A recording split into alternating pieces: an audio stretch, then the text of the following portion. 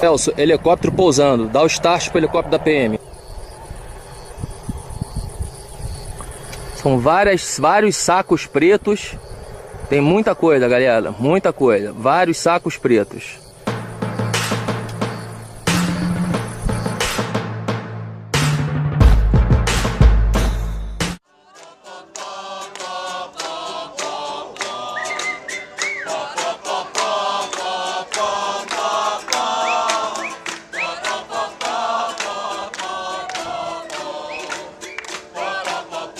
A Polícia Federal e a Polícia Militar do Espírito Santo divulgaram que no dia 24, divulgaram no dia 25, uma segunda-feira, que na véspera tinham feito uma apreensão de 445 quilos de pasta base de cocaína que tinham sido transportados por um helicóptero.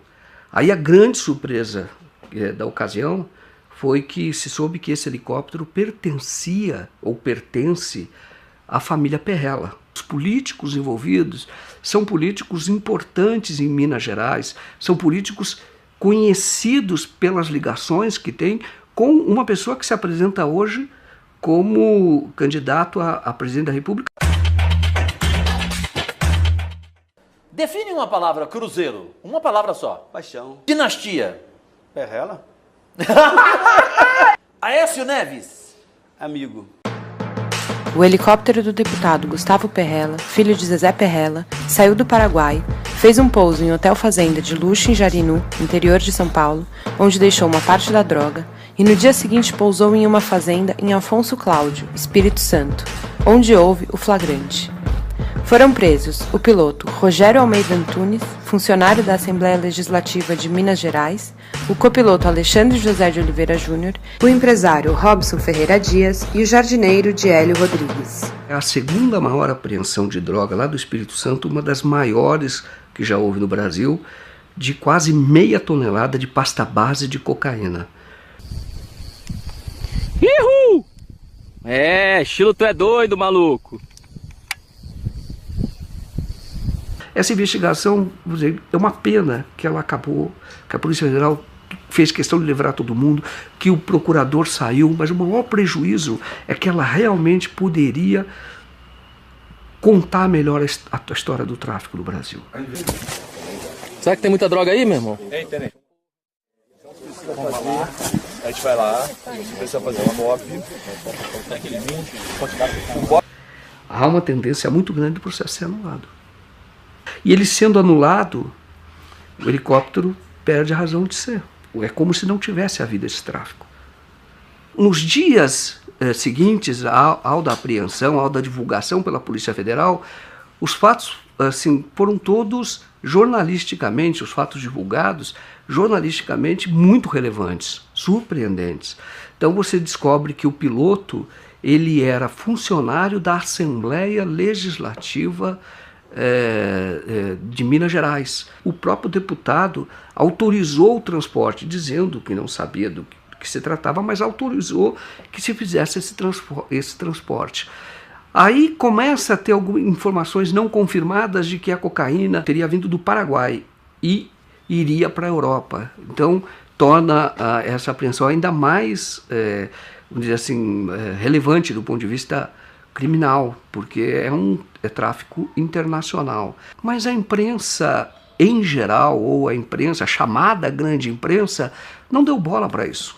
Não deu bola. Ela tentou esconder o caso, esconder rapidamente, falava muito pouco, não falava muito das ligações políticas do senador Zezé Perrella. Não houve divulgação na mídia impressa, por exemplo, ou na televisão da liberação dos traficantes.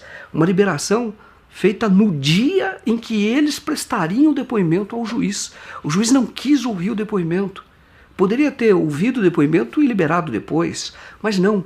Antes que a audiência começasse, ele veio com a decisão de que não iria ouvi-los. O procurador, então, ele simplesmente abandona o caso, insiste para abandonar o caso e diz o seguinte: olha, eu não posso porque agora eu sei de fatos, ouvi coisas que me fazem testemunhas de defesa dos traficantes. Então é uma coisa absurda, entendeu? A pessoa sai da condição de acusador para ser testemunha de defesa dos traficantes. Você imagina, por exemplo, um outro caso famoso, o caso do Mensalão. Você imagina o procurador da República, na época, o Gurgel, ou mesmo o anterior, ele simplesmente, depois de iniciada toda a acusação, ele diz, olha, não posso mais, eu agora vou ser testemunha de defesa dos acusados. É um total escândalo. Quer dizer, mostra a disposição do órgão de acusação, aquele que deve fiscalizar, aquele que deve acusar, mostra ele, na verdade, preocupado em livrar a cara das pessoas.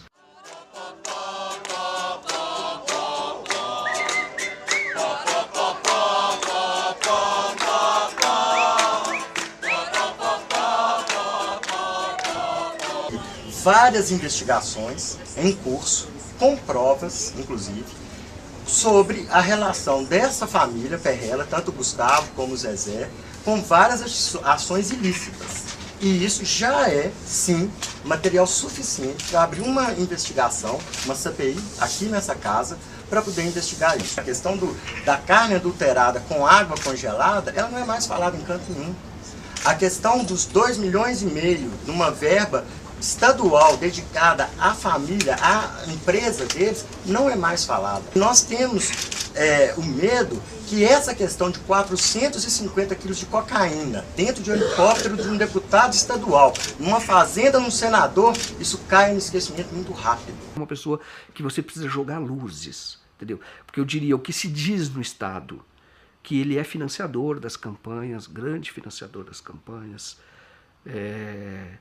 ele tem casos, processos hoje respondendo no Ministério Público por improbidade administrativa, porque as empresas que ele tem prestam serviços para o governo do Estado a preços superfaturados.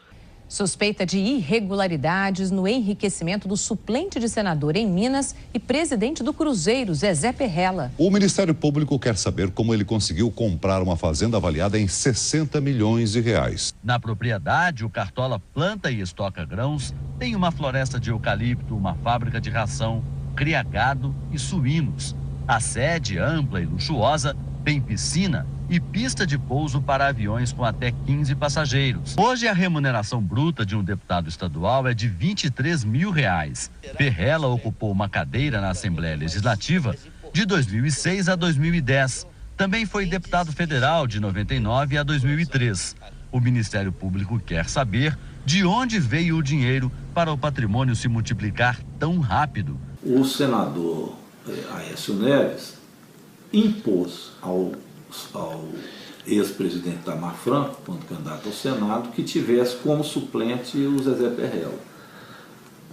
Consta que o Itamar Franco não queria, mas até para ser eleito foi uma exigência do Aécio. Como é que é a história da fazenda?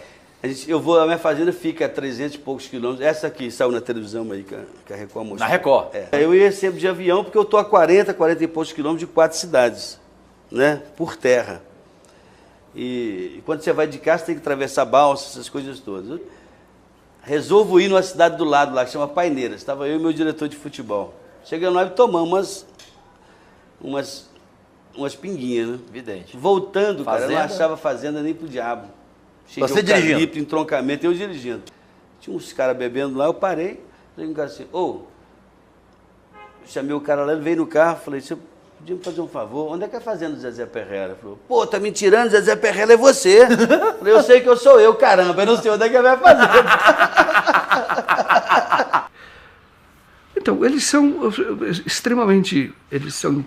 populares em Minas Gerais, por conta do envolvimento deles com o futebol profissional, com o Cruzeiro.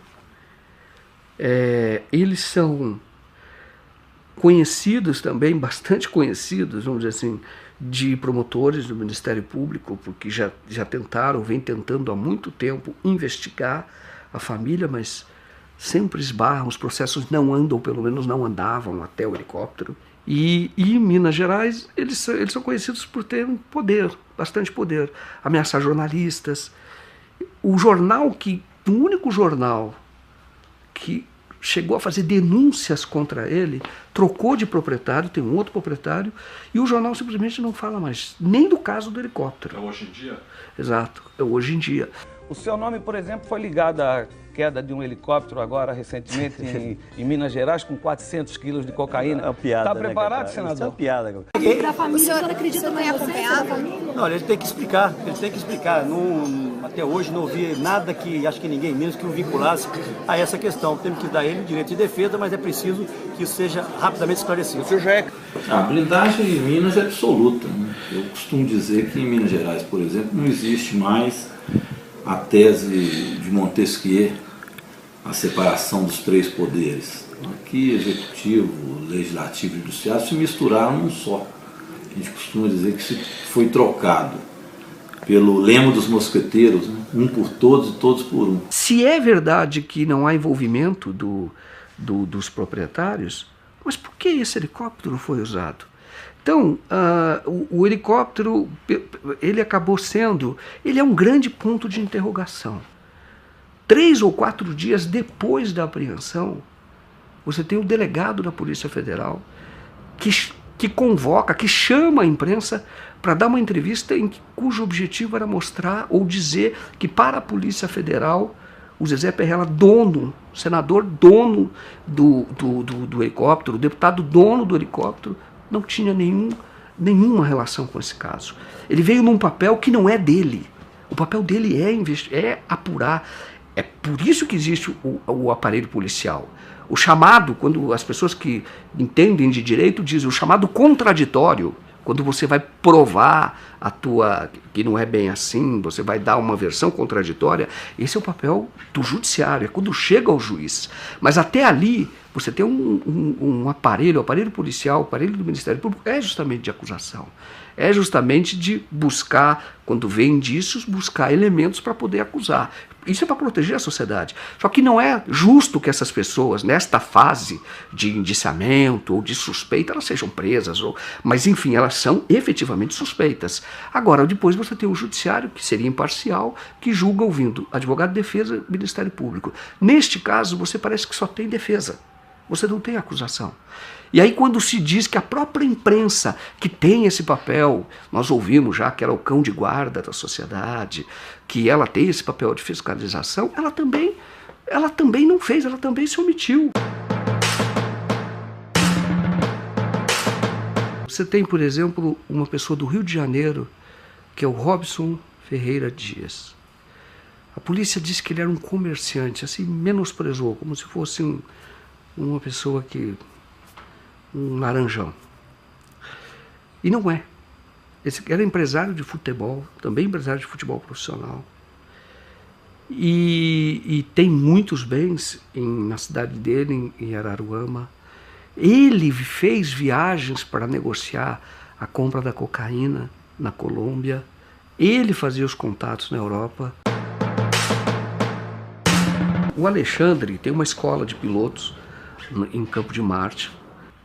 E aí quando você conhecia o Alexandre, então você vê que o Alexandre era um empresário em ascensão, crescendo muito rápido. Em 3 anos ele não tinha nenhum helicóptero, passou a ter 5, muitos alunos, ele muito ambicioso, muito articulado, muito preparado, muito inteligente, sem nenhuma passagem pela polícia. Ele era maçom, participava de associações de pilotos, ele era um cara respeitado, entendeu?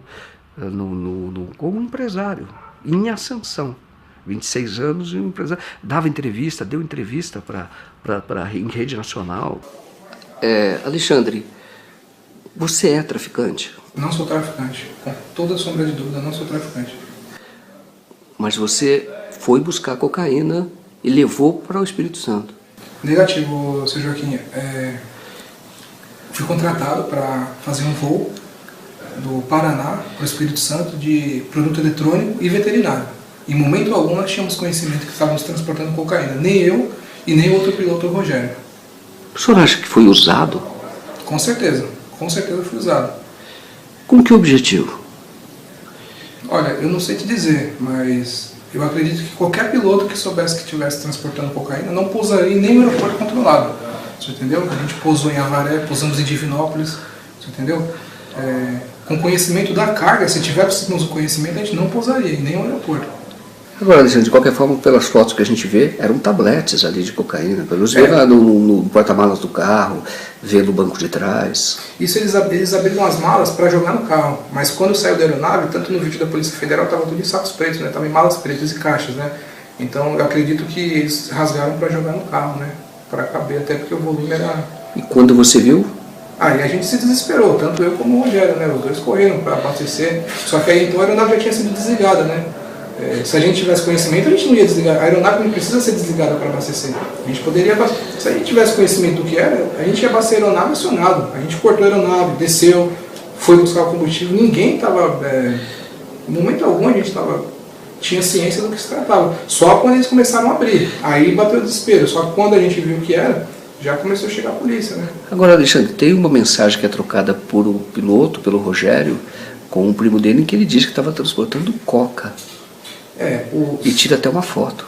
E transmite uma foto. Eu não tive acesso a isso, eu não vi. O que eu posso garantir é que a mercadoria veio toda em malas e caixas fechadas. A gente não tocou em nada, a gente não carregou a aeronave em momento algum. E qual era a linha de defesa do senhor? A nossa linha era justamente nisso aí. Que ele não tivesse conhecimento que era droga. Seria isso aí tentar saber que ele é primário, é uma pessoa que nunca se envolveu com crime. É um empresário. Para nós foi surpresa também. O que o senhor acha que vai dar esse processo?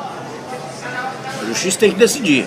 Os processos, sob a minha ótica, está nulo. A prova ilícita não tem valor algum. Por que São Paulo, que tem a maior frota de helicópteros do mundo, e esse piloto que nos deu entrevista, foi ele que articulou o transporte. Então foi ele que trouxe um helicóptero de Minas Gerais para fazer esse transporte. Teoricamente foi ele que trouxe. Mas eu pergunto, mas por que ele precisava trazer de Minas, se aqui em São Paulo tem tanto helicóptero? Ele próprio tinha 5 helicópteros. E ele é o menor nessa cadeia. Você percebe que ele recebe ordens. Quando você vê a investigação, eles falam todos em códigos, com apelidos. Ele é subalterno. A descoberta foi da polícia, esteve lá, só que ela não valorizou isso dentro do processo. Porque a droga, pela legislação, o próprio território do hotel, por ter guardado a droga, está sujeito até a confisco, assim como o helicóptero. E então são pessoas que são empresários sem nenhuma passagem, riquíssimos, são donos do hotel. Num Jeep verde, eram 3 homens que vieram até o helicóptero, pegou o Jeep e levou para dentro do hotel. Estavam todos em malas pretas, em sacolas pretas grandes. Foram todas para o hotel. No dia seguinte ele volta lá, pega de novo, só que havia menos sacolas, havia 3 sacolas a menos. Volta de que horas vocês pararam em Jarinu? Isso, quando veio e descarregou. Do Campo de Marte para Jarinu dá 15 minutos. A gente chegou lá 1h15 mais ou menos. Isso quando estava indo, pegando a mercadoria. Exatamente. Mas e quando descarregou a mercadoria, era que horas? Era por volta de umas 4h30, 5 da tarde. De sábado? De sábado. E você sabe quem são as pessoas que pegaram essa droga? Eu não sei quem são as pessoas. A única coisa que foi passada é que ia ter um Jeep e iam ter 3 pessoas para receber. Um Jeep verde e 3 pessoas. Né? Segundo ele, era funcionário dele da 25. Então a gente pousou no Hotel Fazenda, em momento algum a gente pousou no local escondido, pousamos no local. Eu e o Rogério, outro piloto, a gente não tinha conhecimento do que estava transportando. A gente sabia apenas que era produto eletrônico e veterinário. Em momento algum a gente desconfiou que era droga. Você acha que os donos dos hotéis sabiam que estava sendo descarregada essa mercadoria lá? Eu não posso afirmar para o senhor. Não posso afirmar isso. Até porque eu não conheço os donos do hotel. Né? Eu fui contratado pelo rádio e foi a única pessoa que eu tive contato. Né? Então quando você vê esse helicóptero, você vê a escola de helicóptero, o cara crescendo muito, o empresário. Você vê outro empresário de futebol do Rio de Janeiro. Aí você vê esse hotel, é grandioso esse hotel. Tem shows do Bruno e Marrone, aquelas coisas bem grandes, sabe? Vai muita gente lá. Entendeu? Aí quando você vê isso, você fala, cara, você tá... Olha que oportunidade que a gente tem de contar bem a verdadeira história do tráfico. Entendeu? Esse hotel é algo que a gente deve aprofundar, nós como jornalistas devemos aprofundar. Eu fui até um ponto, vou dizer que ainda não fui além, porque nós iríamos muito à frente da polícia. E nós não temos os instrumentos para fazer isso. Entendeu? É uma investigação virgem que a gente vai na frente, totalmente na frente, porque essas pessoas sequer foram acusadas, sequer foram mencionadas.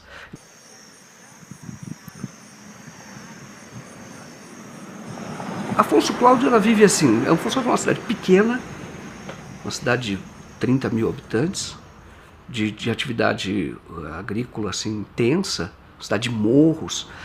E de repente um helicóptero aparece lá, de um senador de um outro estado, que para eles, Espírito Santo é um estado muito pequenininho, eles veem Minas Gerais como uma potência, entendeu? Uma grande potência. Então vem de lá com quase meia tonelada de cocaína, de pasta base de cocaína. O próprio juiz, com quem eu conversei longamente, ele recebeu a visita da DEA, agentes americanos, justamente para dizer, primeiro, o Brasil é a porta de entrada de droga para a Europa. Segundo, o Espírito Santo, o porto do Espírito Santo, é muito usado por isso. Meia tonelada de pasta base, que custa, na ponta inicial do tráfico, as pessoas falam entre 4 e 6 milhões. E que você pode render lá fora, depois que você faz a mistura, uma cocaína de qualidade na Europa, as pessoas falam que renderia pelo menos 50 milhões. A investigação mostra isso, que eles tinham contato com uma pessoa chamada Jimmy, que era de Amsterdã, e eles estavam negociando o envio para lá de convites, eles chamam convites.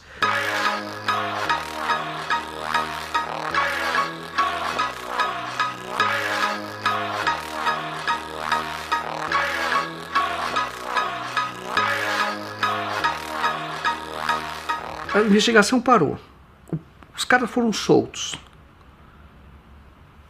Foram soltos sem pagar fiança, sem exigir, por exemplo, tornozeleira, que poderiam ficar em tornozeleira, sem nenhuma obrigação de comparecer mais à justiça. O helicóptero pode ser devolvido para a família Perrella.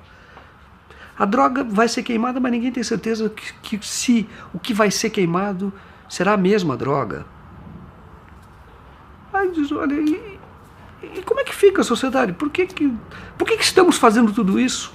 Agora, impressionante é que se hoje você for em qualquer presídio, feminino sobretudo, a maior parte das pessoas que estão nesses presídios, presos como ratos, assim, de superlotação, a maior parte é por tráfico de drogas. A maior parte. Mas olha que contradição. São as pessoas pegas com meio quilo, às vezes até para consumo próprio, essa é a discussão. Essas estão presas, mas presas por 10 anos, por 12 anos. Entendeu? Arrebentou totalmente. É isso que o Brasil está aprendendo. Então, como é que o senhor, como político, recebeu aquela apreensão de drogas no Espírito Santo? Como é que Minas tem tratado isso? O que nos choca mesmo são as diferenças de tratamento. Nem o piloto, após um flagrante de 445 quilos de pasta base de cocaína, nem o piloto está preso, que foi pego em flagrante. Mas nós temos um jornalista que, por editar matérias que não são do interesse do senador Aécio Neves, está preso há mais de 4 meses, doente, teve infarto, está na enfermaria do hospital, não foi condenado a absolutamente nada, está preso. Nós temos ainda em Minas Gerais, já condenado por 102 anos de cadeia, assassinos e o mandante do assassinato da chacina de Unai, que assassinaram na época 7 sem-terras. Eles já foram condenados a mais de 100 anos de cadeia e estão soltos por habeas corpus, que lhes dá o direito de responder. Aliás, já foram condenados, estão em liberdade para fazer o recurso deles em liberdade, já condenados. Esses conseguiram habeas corpus. E o jornalista não consegue um habeas corpus. Então nós temos aqui preso político, nitidamente preso político. Aqui está tudo dominado. Tudo é feito em torno do senador Aécio Neves. Virou uma espécie de imperador. Zezé, a maior torcida de Minas é a do Atlético. Não tem nem comparação, né, Calil? A do Cruzeiro é muito maior. E a camisa mais linda do Brasil também é do Atlético. É isso, rapaz. Azul é azul. Desculpe, mas quer ver eu acabar fácil com essa discussão? Para vocês, quem vai ser o melhor governador para Minas? Anastasia, porque a Anastasia tá com a Aécio desde o primeiro dia. E ajudou Minas a crescer, né? Esse caso do Helicoca foi, na verdade, um grande aviso. Olha, o crime compensa. O grande crime compensa no Brasil.